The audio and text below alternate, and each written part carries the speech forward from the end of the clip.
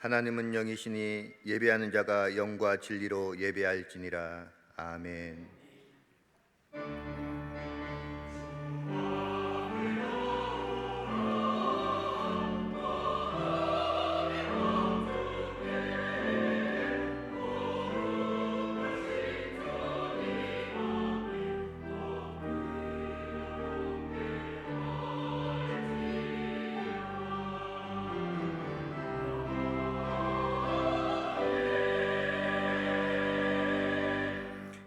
말씀으로 우주 만물을 창조하시고 지혜와 권능으로 이 세상을 통치하시는 하나님 아버지, 그동안 코로나19로 인하여서 함께 모여 예배 드리지 못하다가 이렇게 하나님의 은혜와 자비하심으로 하나님의 전에 나와 예배 드릴 수 있는 은혜를 허락하여 주심을 감사를 드립니다. 우리의 마음과 뜻과 정성을 모아 드리는 찬양과 기도를 기쁘게 받아 주시옵소서. 그리하여 예배하는 저희들은 성전에 심긴 나무처럼 풍성한 열매를 맺게 하옵소서. 예수님의 이름으로 기도합니다. 아멘. 모두 일어나셔서 찬송가 1장으로 하나님께 영광 돌리겠습니다.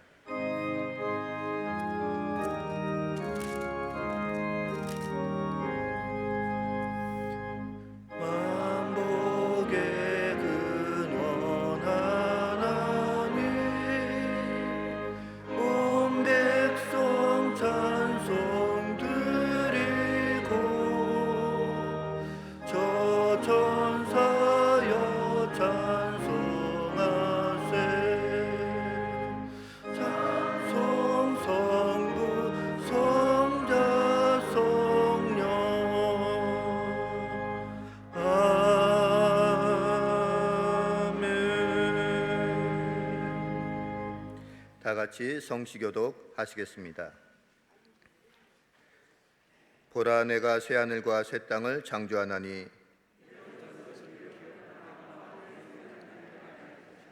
너희는 내가 창조하는 것으로 말미암아 영원히 기뻐하며 즐거워할지니라.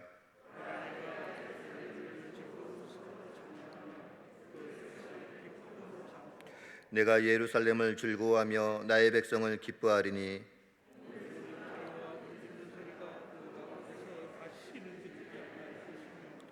나의 성산에서는 해함도 없겠고 상함도 없으리라. 여호와께서 말씀하시니라. 아멘. 사도신경으로 우리의 신앙을 고백하시겠습니다. 나는 전능하신 아버지 하나님 천지의 창조주를 믿습니다. 나는 그의 유일하신 아들 우리 주 예수 그리스도를 믿습니다.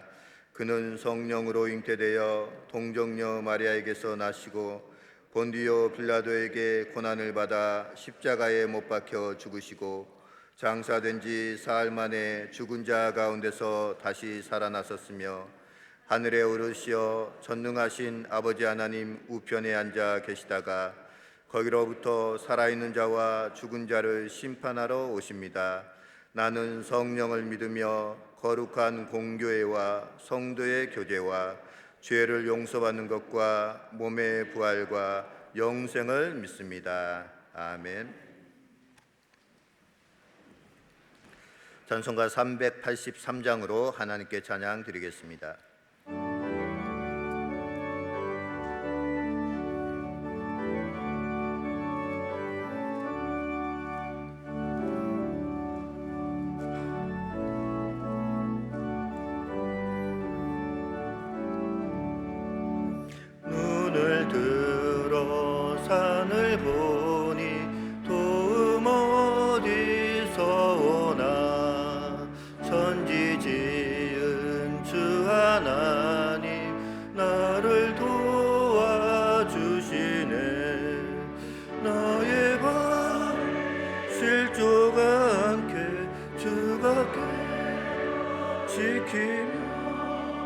택한 백성 항상 지켜 길이 보호하시네.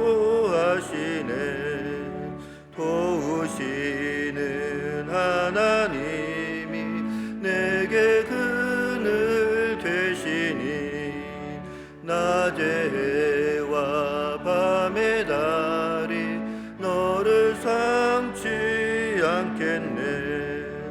내게 주지 않고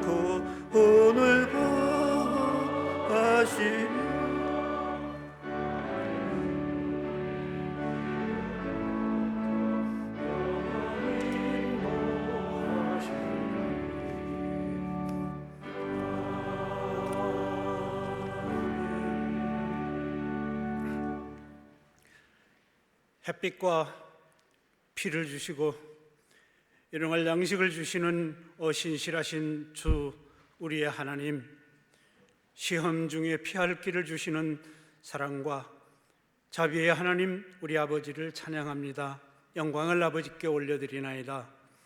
온 세상이 코로나19로 인하여 일상의 평온이 깨지고 불안과 공포에 휩싸여 낯선 사람들뿐 아니라 친밀한 형제들로부터도 거리를 유지해야만 하는 이 어처구니 없는 사회적 현실 앞에서 천지를 지으신 여호와 우리 하나님께 도움을 간구하오니 불과 같은 눈동자로 지키시고 보호하시는 아버지의 넓으신 사랑을 우리에게 베풀어 주시옵소서. 이제 또 이렇게 사회적 거리 두기를 완화하는 환경이 허락되어 정말 눈물로 사모하던 주의 성전에 모여 예배할 수 있도록 허락하여 주시는 하나님의 도우심을 참으로 감사하나이다. 하지만 아직도 우리 모두가 이렇게 거리를 두고 앉아야 하며 불안해서 헤어나지를 못하고 있사오니 아버지여, 이 지구상에서 이 무서운 전염병 어서 몰아내어 주시사 세계 모든 민족이 자유롭게 활동하며 자유롭게 하나님을 찬양하고 예배할 수 있도록 은총 베풀어 주옵소서. 원하옵나니 어서 속히 이 질병의 치료제를 보내주셔서 코로나19로 인한 공포와 두려움으로부터 인류를 구원하여 주옵소서. 어서 일상의 평온을 되찾을 수 있게 하옵소서. 아울러 이제부터라도 지구상의 우리 온 인류가 우리의 죄를 깨달아 하나님께서 만드시고 참 좋아하셨던 이 세상에 더 이상 파괴하고 오염시키는 죄악을 범치 아니하도록 환경을 되살려내서 코로나19뿐 아니라 환경오염으로부터 오는 모든 재앙과 원인 모를 질병에 시달리지 아니하도록 우리를 깨우쳐 주옵소서. 더 이상 인간의 욕망과 무질서한 생활이 부메랑되어 생태계가 파괴되고 삶의 터전이 허물어지는 형벌을 당치 아니하도록 주여 절제의 지혜를 허락하여 주시옵소서. 주여, 질병 자체도 심각하려니와 이 코로나 사태로 인하여 급격히 세계 경제가 무너지고 있습니다.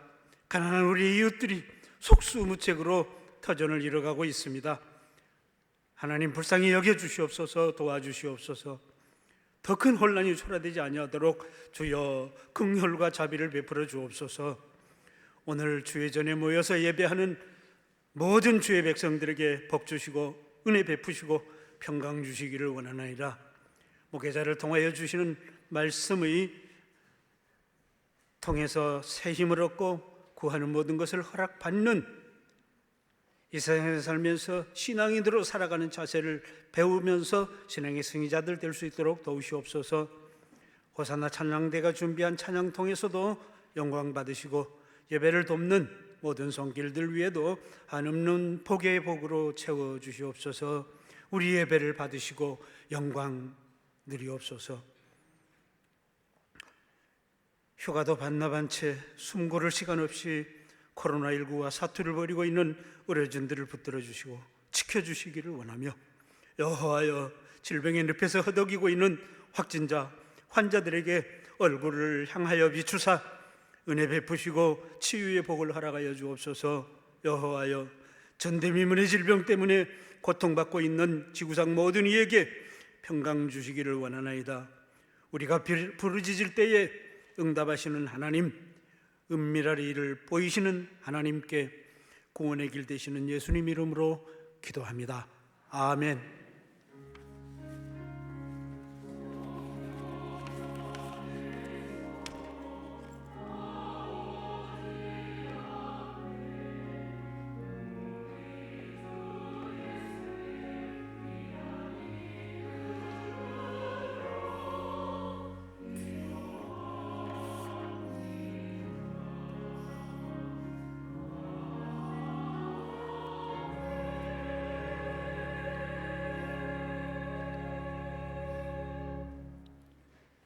오늘 우리에게 주시는 하나님의 말씀은 다니엘서 1장 1절로 9절의 말씀입니다.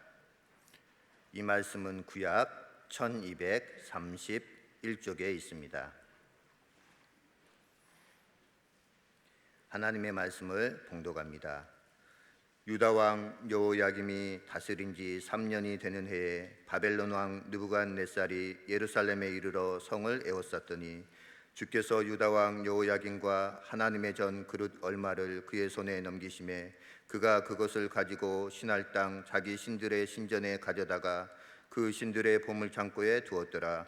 왕이 환관장 아스부나스에게 말하여 이스라엘 자손 중에서 왕족과 귀족 몇 사람 곧 흠이 없고 용모가 아름다우며 모든 지혜를 통찰하며 지식에 통달하며 학문에 익숙하여 왕궁에 설만한 소년을 데려오게 하였고 그들에게 갈대아 사람의 학문과 언어를 가르치게 하였고 또 왕이 지정하여 그들에게 왕의 음식과 그가 마시는 포도주에서 날마다 쓸 것을 주어 3년을 기르게 하였으니 그 후에 그들은 왕 앞에 서게 될 것이더라. 그들 가운데는 유다 자손 곧 다니엘과 하나냐와 미사엘과 아사랴가 있었더니 환관장이 그들의 이름을 고쳐 다니엘은 벨드사살이라 하고 하나냐는 사드락이라 하고 미사엘은 메삭이라 하고 아사랴는 아벳느고라 하였더라. 다니엘은 뜻을 정하여 왕의 음식과 그가 마시는 포도주로 자기를 더럽히지 아니하리라 하고 자기를 더럽히지 아니하도록 환관장에게 구하니 하나님이 다니엘로 하여금 환관장에게 은혜와 긍휼을 얻게 하신지라. 아멘. 하나님께서 이 말씀을 통하여 우리에게 은혜 주시길 원합니다.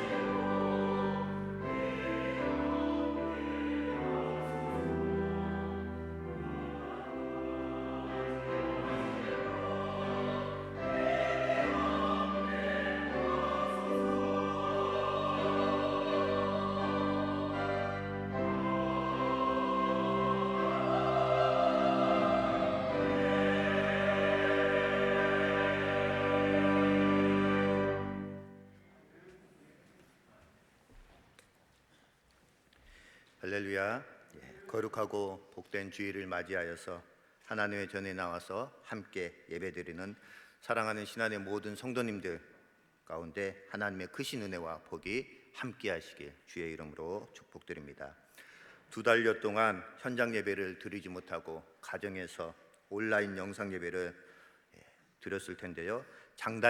것들이 다 있는 줄 압니다. 그러나 중요한 것은 우리가 어느 곳, 어느 현장 자리에 있든지 간에 그곳이 예배의 자리가 되었으면 좋겠다라는 생각을 해보게 되었습니다.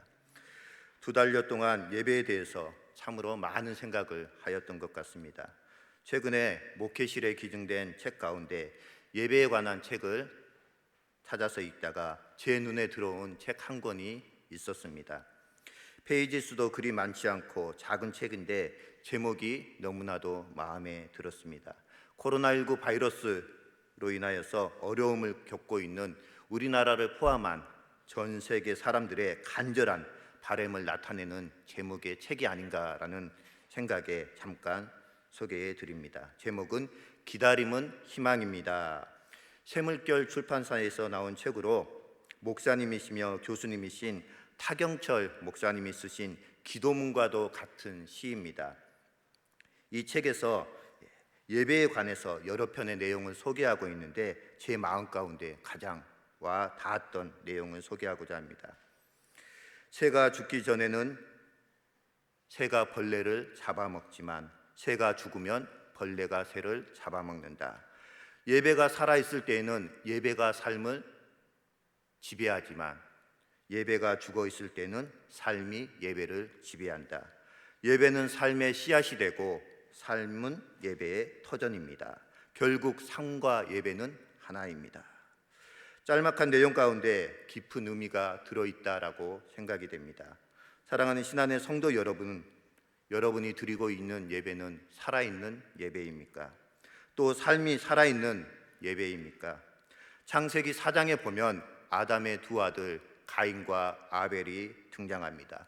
똑같이 두 아들 모두 하나님께 예배를 드렸습니다. 그러나 하나님께서는 가인의 예배는 받지 않으시고 아벨의 예배는 받으셨습니다. 즉 가인은 죽은 예배를 드렸고 아벨은 살아있는 예배를 드렸다라고 할 수가 있습니다. 요즘 읽고 있는 책 가운데 존 메가더 목사님이 쓰신 우리는 예배드리기 위해서 구원받았다라는 책의 제목을 읽다가 예배에 대해 중요한 내용이 있어서 소개해 드립니다. 우리가 구원받는 가장 중요한 목적은 하나님이 주시는 여러 가지 영원한 축복을 누리기 위함도 아니다. 우리가 구원받은 것은 하나님이 예배를 받기 위해서이며 우리의 삶이 하나님을 영화롭게 하기 위해서이다라고 말씀하고 있습니다. 그래서 이사야 선지자는 이사야 43장 21절에서 다음과 같이 말씀하고 있습니다. 이 백성은 내가 나를 위하여 지었나니 나를 찬송하게 하려 함이니라. 목회와 신학 5월에 세계의 신앙시라는 타이틀로 페스트의 노래라고 쓰여져 있는 노래 겸 시가 있었습니다. 스위스의 종교개혁자인 쯔빙글리의 시입니다. 중세 14세기에서 16세기 유럽을 휩쓸었던 페스트, 유럽 인구의 3분의 1이 사망했습니다. 당시 자국민에게 중세 독일어로 강해 설교를 하면서 종교개혁의 기운을 지피고 있었던 이 쯔빙글리는 1519년 페스트 전염병이 돌자 자원봉사를 하다가 그해 9월 초에 페스트병에 감염이 되었습니다. 당시 이 쯔빙글리가 살고 있는 스위스 취리 인구가 7,000명 정도였는데 이 페스트로 인하여서 2,000명이 사망이 되었습니다.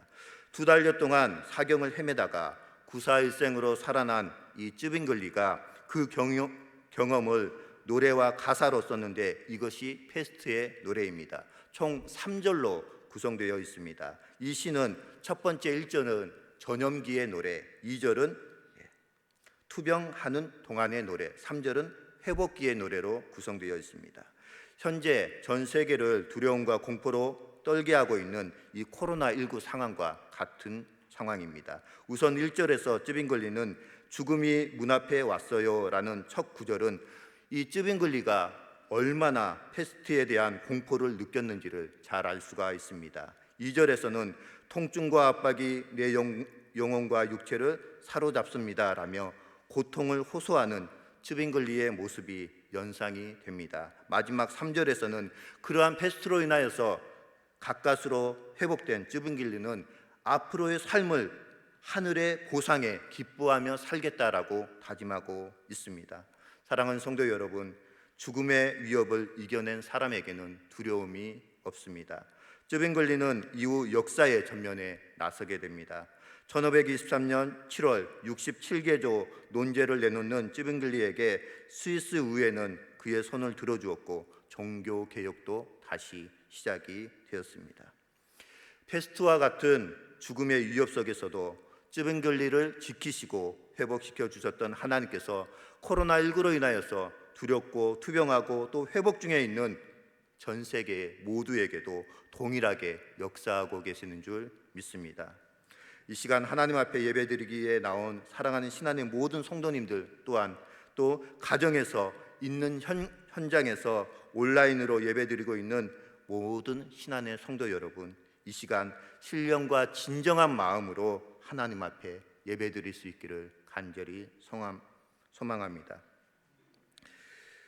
목회와 신학 5호로를 읽는 중에 코로나19 상황과 관련하여서 눈에 들어오는 내용이 있었습니다. 그 내용의 제목은 다음과 같았습니다. 하나님의 특별한 가족, 교회. 사랑하는 신안의 성도 여러분, 여기에 서 있는 저와 성도님들 모두 하나님의 특별한 가족이 맞습니까? 그 가족들이 모인 공동체가 바로 교회라는 사실입니다. 코로나19로 인한 사회적 거리두기는 모든 사람의 일상을 바꾸어 버렸습니다. 특별히 교회는 모이는 예배의 중단이라는 상상치 못했던 현실에 맞닥뜨리게 되었습니다. 셔터가 내려진 교회, 또 주일에는 무거운 침묵이 흐르는 교회는 낯설기만 합니다.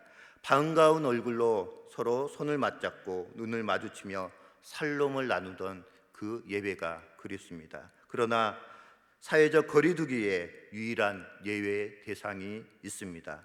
사회적 거리두기가 강화되면 강화될수록 더 오래 함께 해야 하는 이들이 있습니다. 바로 누구겠습니까? 바로 가족입니다.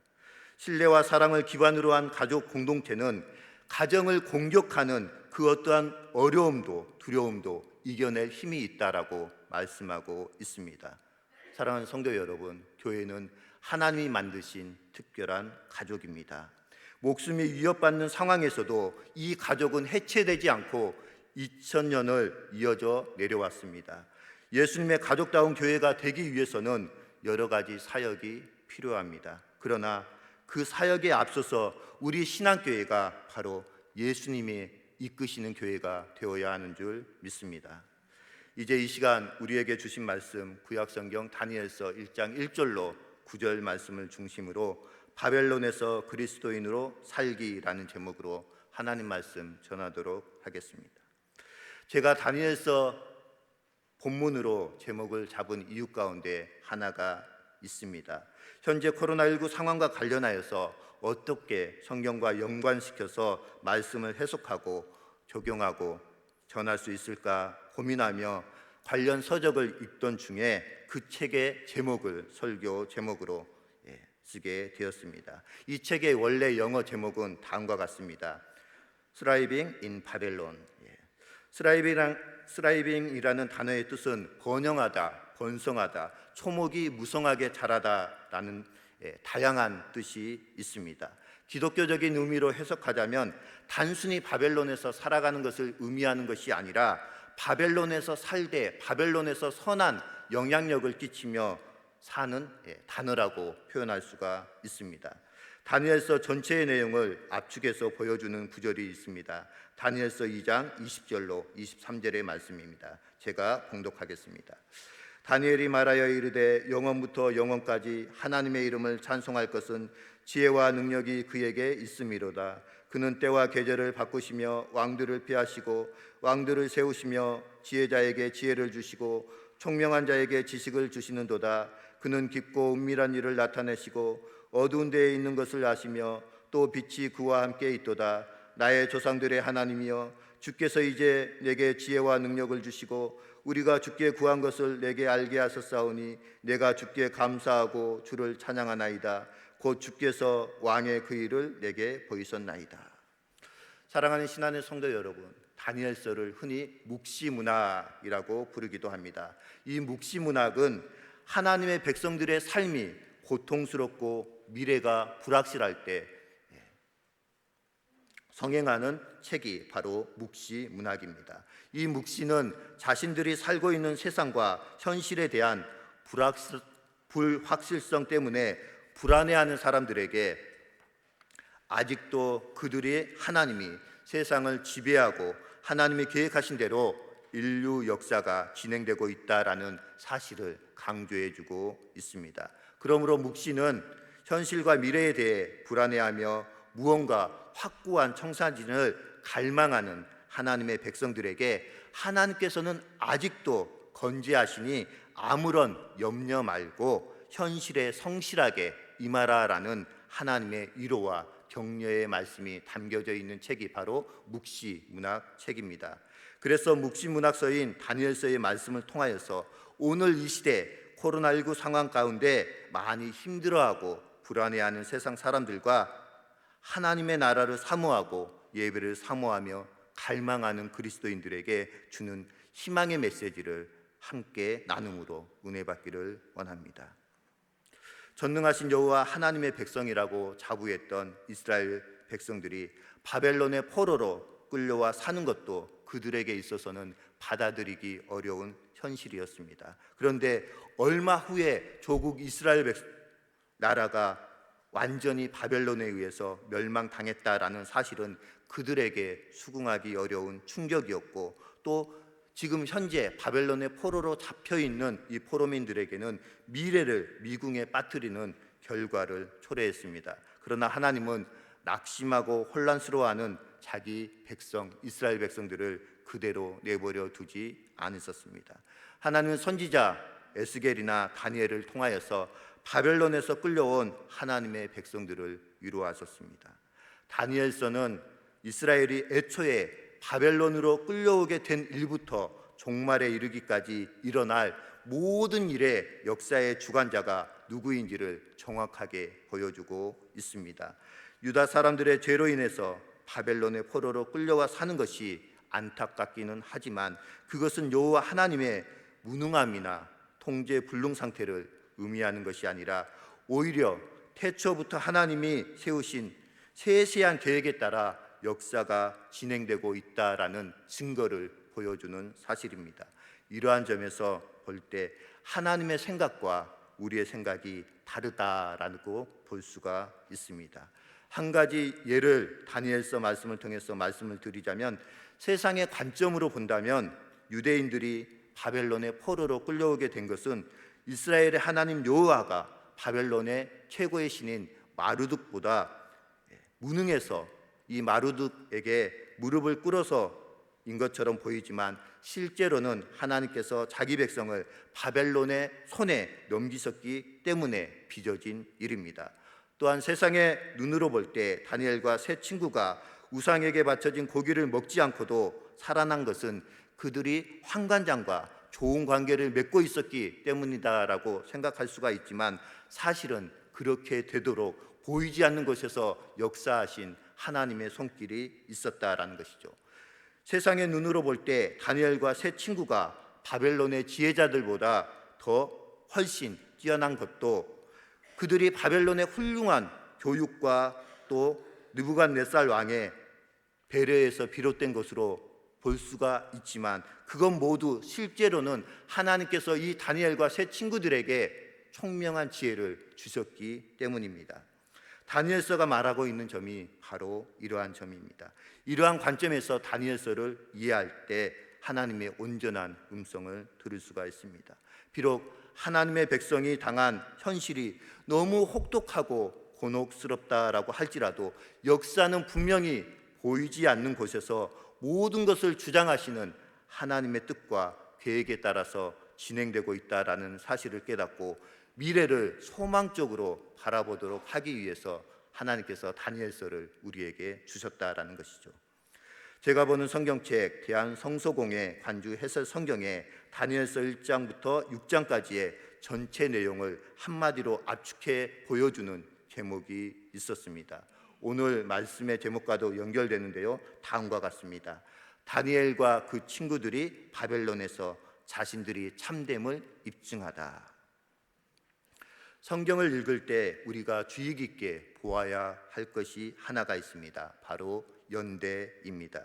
오늘 본문 1절 말씀을 보면 바벨론 느부갓네살 왕이 예루살렘 성을 포위한 때가 유다 왕 여호야김이 다스린 지 3년이 되는 해라라고 설명하고 있습니다. 이것이 왜 중요할까요? 사랑하는 성도 여러분, 여호야김 왕은 남유다의 마지막 왕조인 요시야 왕의 아들로서 남유다의 18대 왕이었습니다. 남유다 여호야김 왕은 총 11년을 통치를 했습니다. 그가 8년을 통치했을 때 바벨론 느부갓네살이 쳐들어와서 그를 사로잡아 갔습니다. 그랬다가 다시 내 말을 잘 들으면 내가 예루살렘으로 돌아가게 하고 너를 다시 왕위로 복직시켜 주겠다라는 말을 듣고 이 여호야김 왕이 다시금 예루살렘으로 돌아와서 처음 3년 동안은 이 바벨론 왕 느부갓네살을 열심히 잘 섬기게 되었습니다. 그러나 그 당시에 바벨론보다 애굽이 더 강대국이었습니다. 그래서 애굽을 의지하고 바벨론을 배반하다가 이 바벨론 왕 느부갓네살 왕이 연합군을 동원해서 이 예루살렘을 치게 되었습니다. 계속해서 2절 말씀을 보겠습니다. 2절 말씀 같이 한번 읽도록 하겠습니다. 2절입니다. 시작.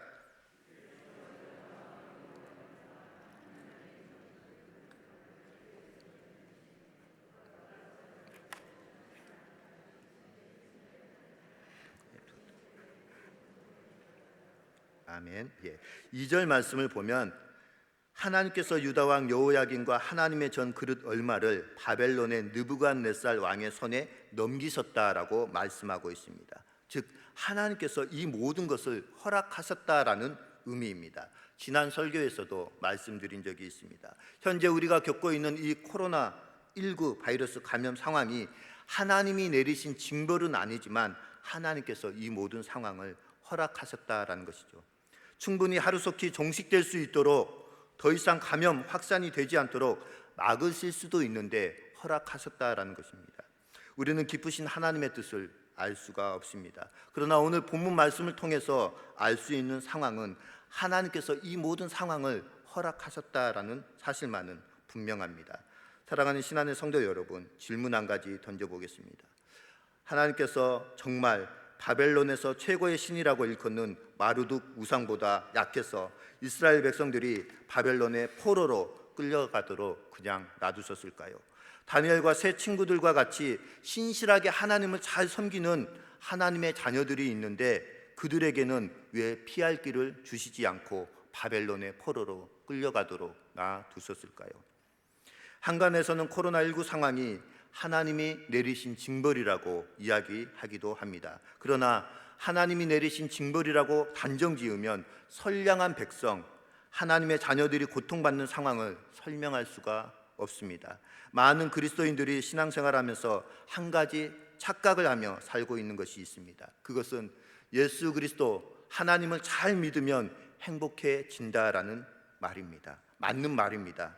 그러나 예수를 믿으면 믿을수록 우리에게 역경과 고난이 더 올 수 있다라는 사실을 전제해야 한다라는 것입니다.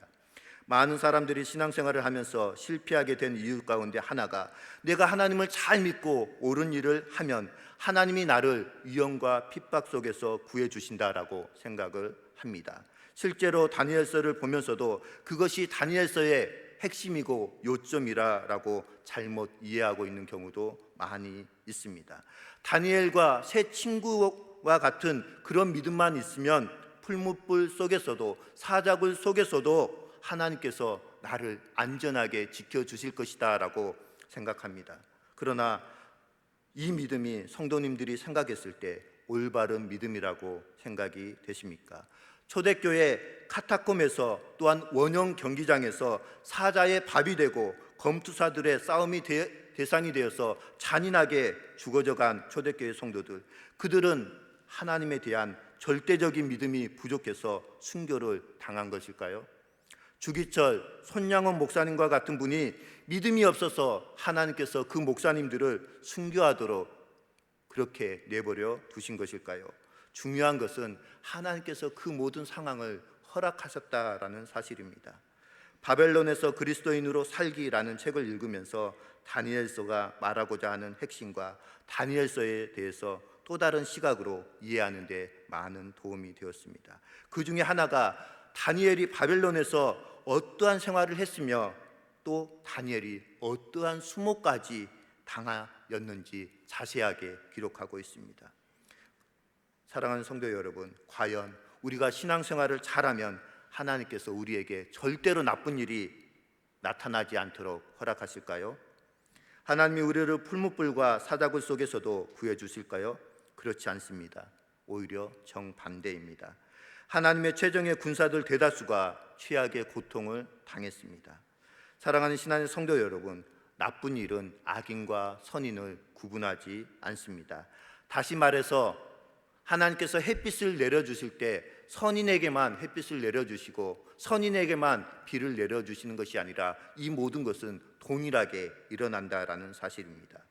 히브리서 기자는 히브리서 11장에 믿음의 인물들을 쭉 소개하면서 다음과 같은 말들을 합니다. 그는 진실을 숨기거나 미워하지 않고 현실을 있는 그대로 설명하고 있습니다. 처음에는 빛나는 승리를 거둔 믿음의 사람들 이야기를 쭉 하다가 갑자기 분위기가 싹 바뀌면서 또 다른 영웅들이 히브리서 11장에 등장합니다. 그들은 고문과 조소, 채찍질, 투옥, 돌에 맞고 사지를 절단당하고 톱으로 켜 죽임을 당하고 지독한 가난 속에서 살았던 사람들, 동굴이나 땅 속에서 구멍을 파고 살았던 사람들을 나타내고 있습니다.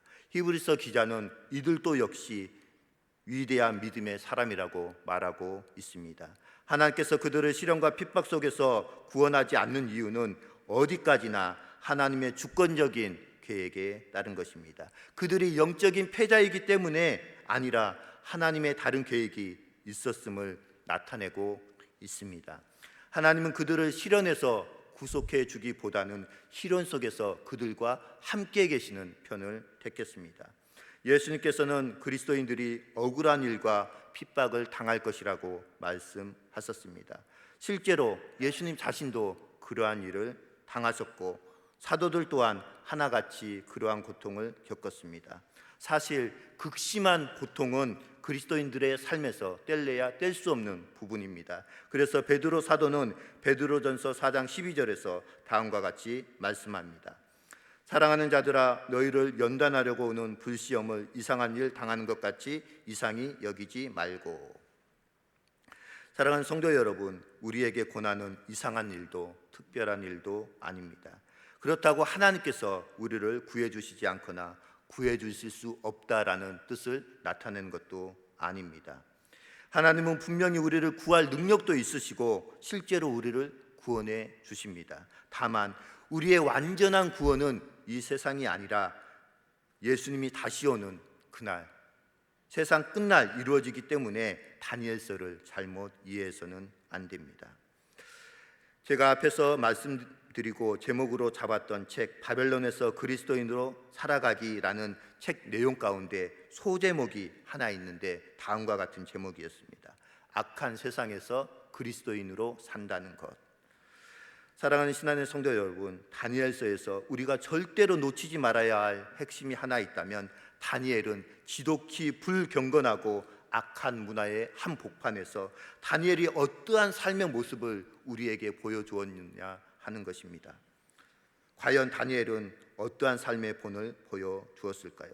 저는 말씀을 묵상하면서 1장 8절과 9절의 말씀에 깊은 감동과 은혜를 받았습니다. 우리 본문 1장 8절 말씀 함께 읽도록 하겠습니다. 1장 8절 9절입니다. 시작.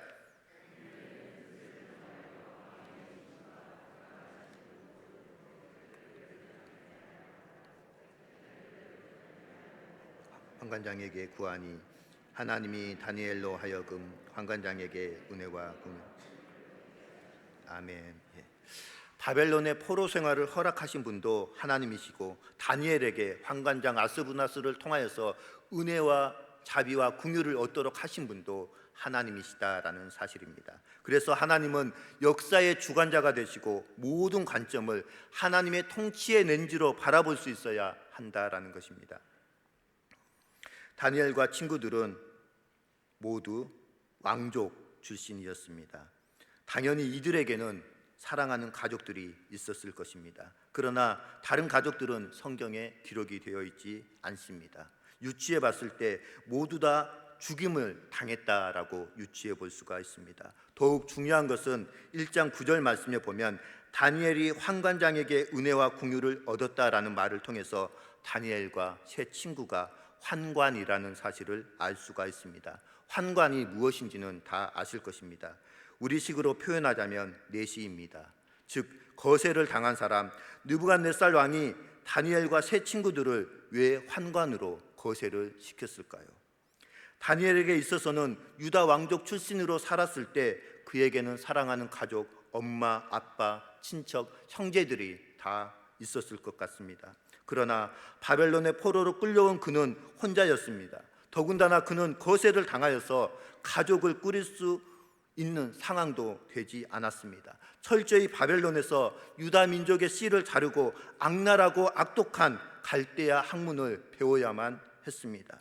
현재 우리 사회를 향해서 망가질 대로 망가진 세상 속에서 살아가고 있다라는 말도 많이 합니다. 또한 이 시대의 도덕은 걷잡을 수 없는 속도로 무너져 내려가고 있습니다.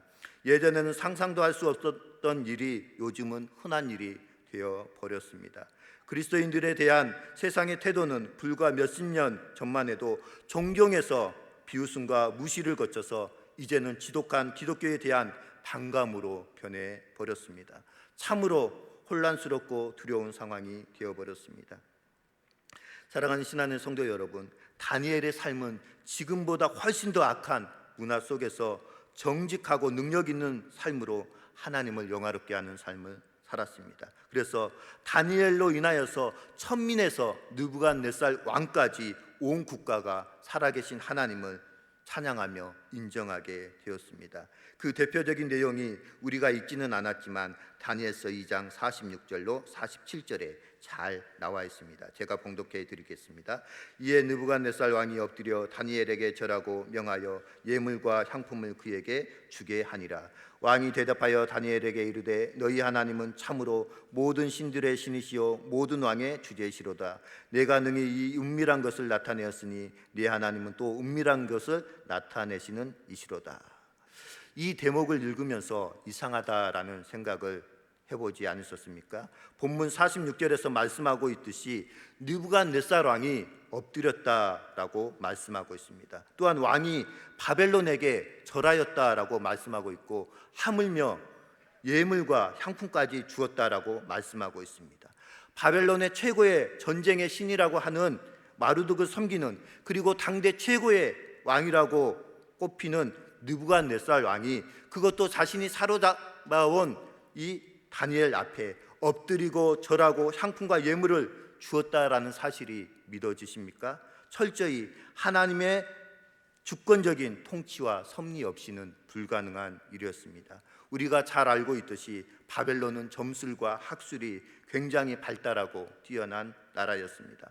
그럼에도 불구하고 느부갓네살 왕은 이 다니엘을 세워서 바벨론 온 지방을 다스리게 했습니다. 그리고 바벨론의 모든 지혜자의 어른으로 삼았다라고 말씀하고 있습니다.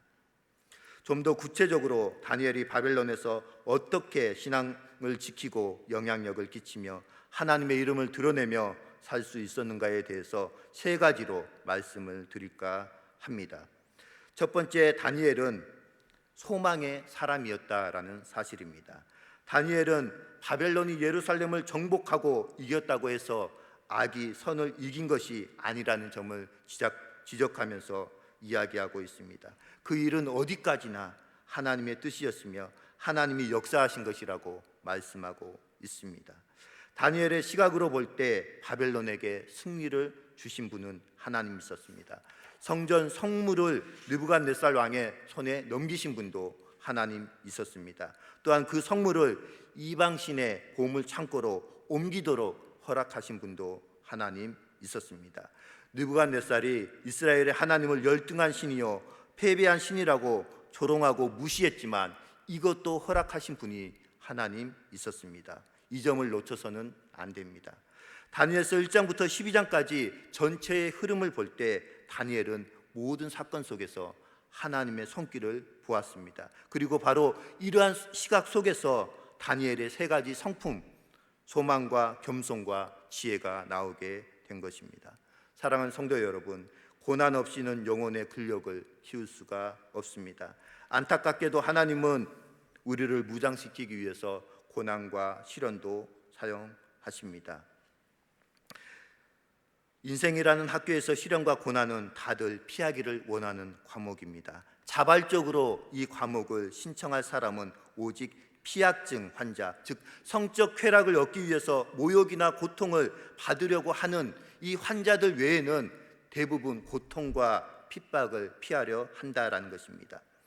고통 없이는 아무것도 얻을 수 없다라는 옛말이 있습니다. 이 원칙은 스포츠 세계뿐만 아니라 영적 세상을 살아가는 우리 그리스도인들에게도 똑같이 적용이 됩니다. 신약성경 로마서 5장 3절로 5절의 말씀입니다. 다만 이뿐 아니라 우리가 환난 중에도 즐거워하나니 이는 환난은 인내를, 인내는 연단을, 연단은 소망을 이루는 줄 알미로다. 소망이 우리를 부끄럽게 하지 아니함은 우리에게 주신 성령으로 말미암아 하나님의 사랑이 우리 마음에 부은 바 됨이니. 그렇습니다. 때로 시련과 고난은 우리로 하여금 소망을 가지게 만들기도 합니다. 아이를 잉태한 엄마가 10달 동안 아이를 뱃속에 잉태하고 있는 수고로움, 또한 해산 의 고통이 있기에 10달 후에는 사랑스러운 나의 아기를 볼 수 있다라는 소망이 있습니다. 아기가 빨리 보고 싶다고 해서 10달을 다 채우지 않은 채 산모의 배를 가르는 일은 없습니다. 다니엘에게도 이러한 소망이 있었다라는 사실입니다. 하나님께서 이 모든 사건을 주관하신다. 그리고 하나님의 때가 되면 다시금 회복될 것이라 라는 소망이 있었습니다. 둘째는 다니엘이 가진 성품은 겸손의 사람이었다라는 것입니다. 바벨론에서 그리스도인으로 살기라는 책에서 성경적인 겸손에 대해서 다음과 같이 설명하고 있습니다. 성경적인 겸손은 단순히 섬김받을 자격이 없는 사람들을 섬기는 데서 그치지 않는다. 거기서 한 걸음 더 나아가 적까지도 섬기는 것이 성경적인 겸손의 최고봉이다라고 이야기하고 있습니다. 이런 관점에서 볼 때 다니엘이 겸손의 사람이었다라는 사실입니다. 야고보서 기자는 이야기합니다. 4장 10절의 말씀입니다. 주 앞에서 낮추라. 그리하면 주께서 너희를 높이시리라. 이와 마찬가지로 다니엘의 삶도 예수님의 삶과 같은 겸손한 삶이었습니다. 그 내용이 다니엘서 2장 37절 38절입니다. 제가 봉독합니다. 왕이여, 왕은 여러 왕들 중에 왕이시라. 하늘의 하나님이 나라와 권세와 능력과 영광을 왕에게 주셨고. 놀라운 하나님의 섭리입니다. 하나님께서 느부갓네살에게 그의 권세와 영광을 허락하셨다라는 사실입니다. 다니엘은 지금 자신이 포로로 있는 바벨론의 최고의 권력자인 느부갓네살 왕 앞에서 겸손하게 왕을 칭찬하는 말로 왕을 높이고 있는 것이지만 그것은 실제로 살아계신 하나님을 높이는 표현이었습니다.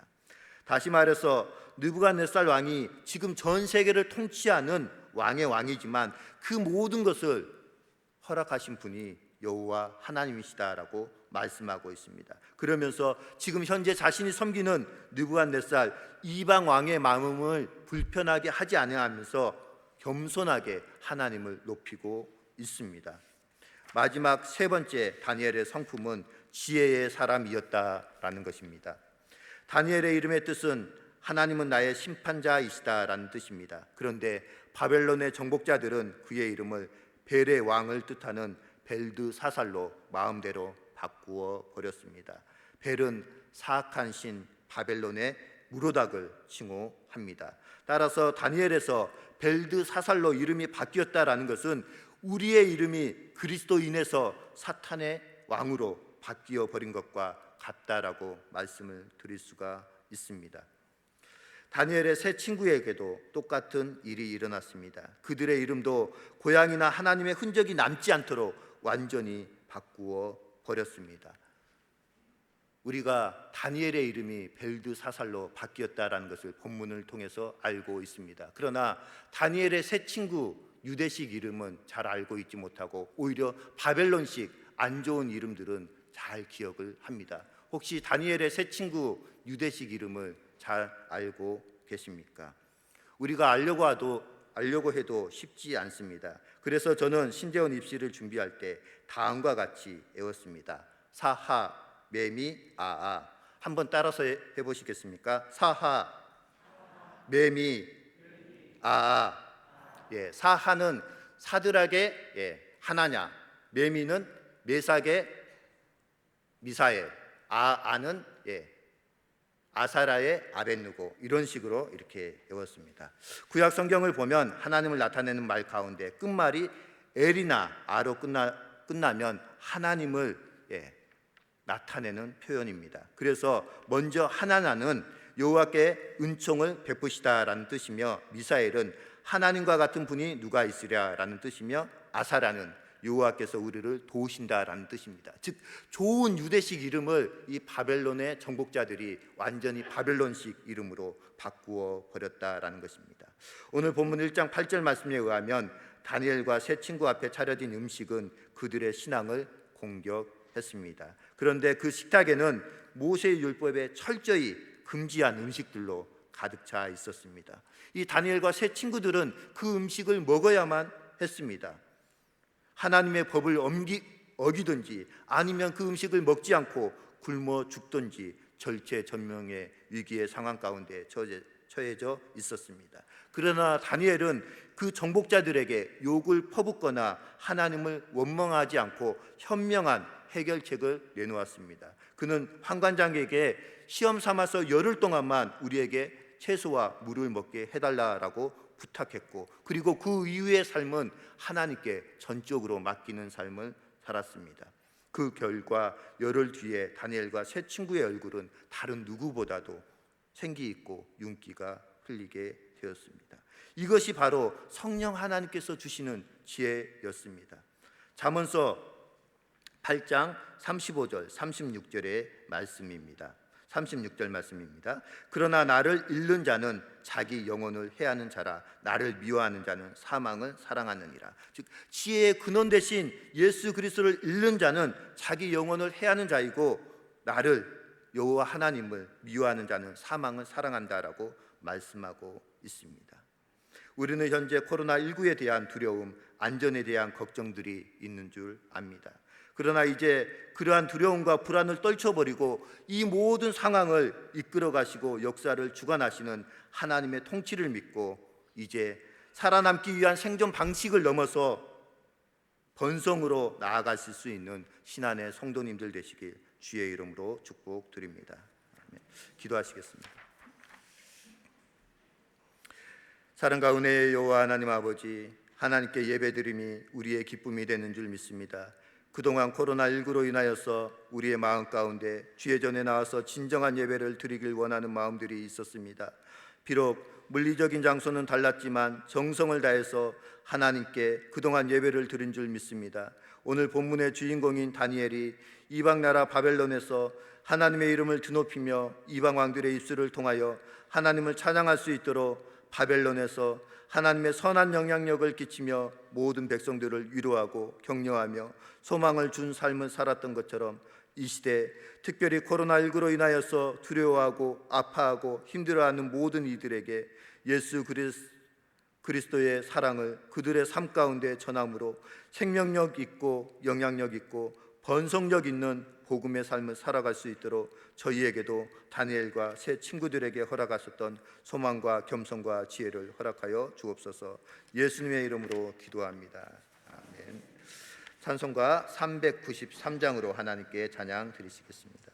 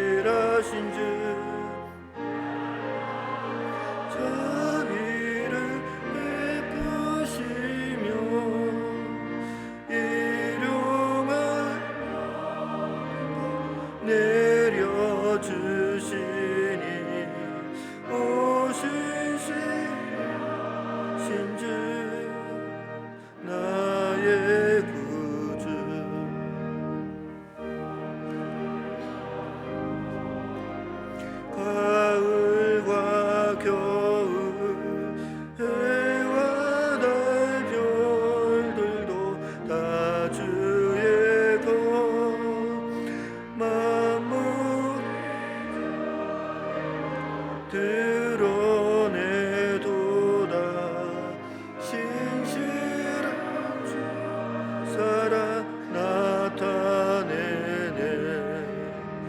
오 신실하신 주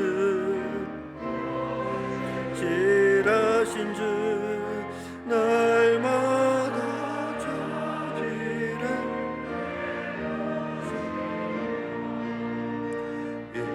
일용할 모든 것 내려주시니 오 신실하신 주 나의 구주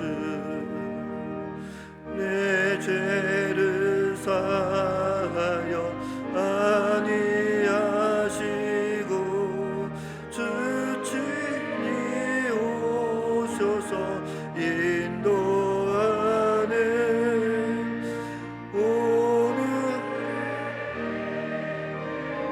내일의 소망 주 내리시네.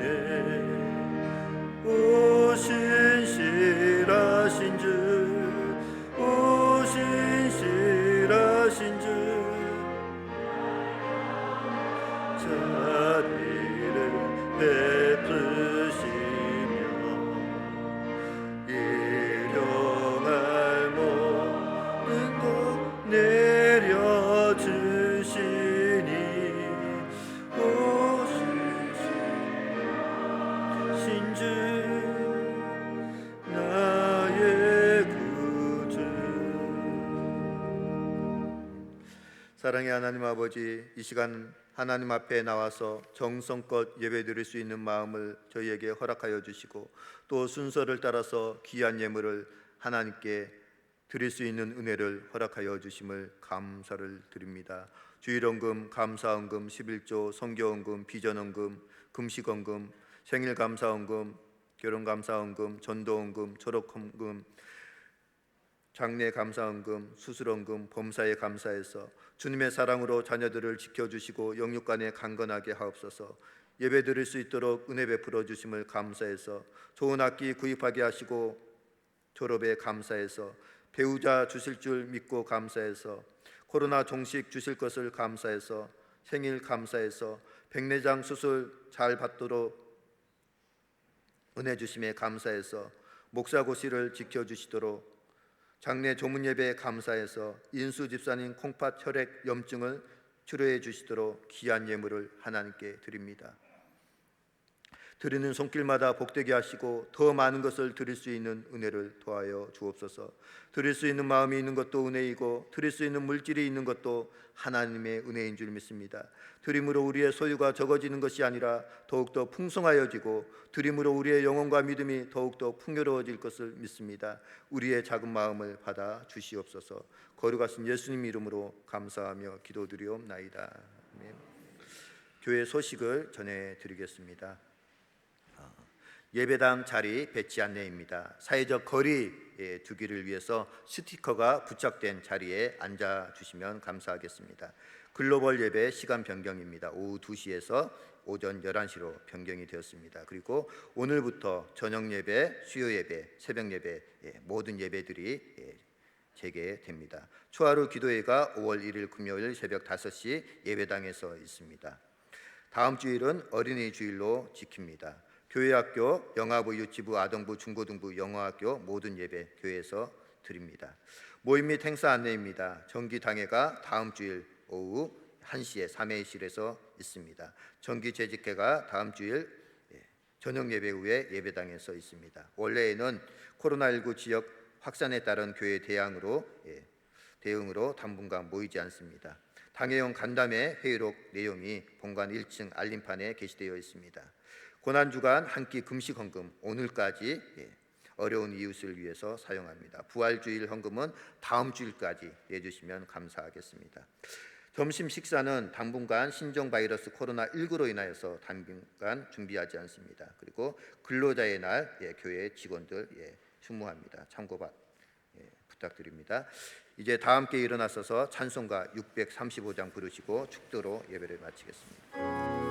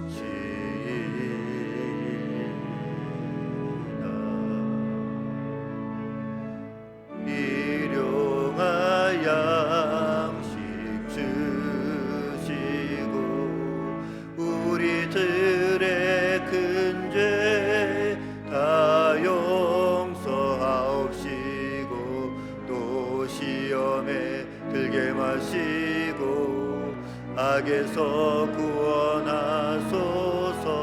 대개 주의 나라 주의 권세 주의 영광